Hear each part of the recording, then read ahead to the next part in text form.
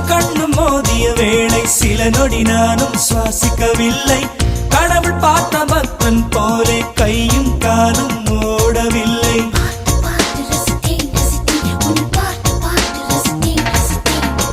தேவதையும் பேருந்தில் வருமா கனவா நனவா தோன்றவும் இல்லை.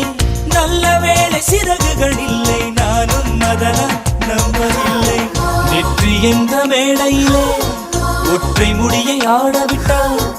ஒற்றை முடியில் என்னை கட்டி உச்சி வயலில் தூக்கிலிட்டாள். மனதில் இத்தனை ரணமா, அடவலியில் இத்தனை சுகமா. அடடா அடடா அடடா அடடா பார்த்தேன்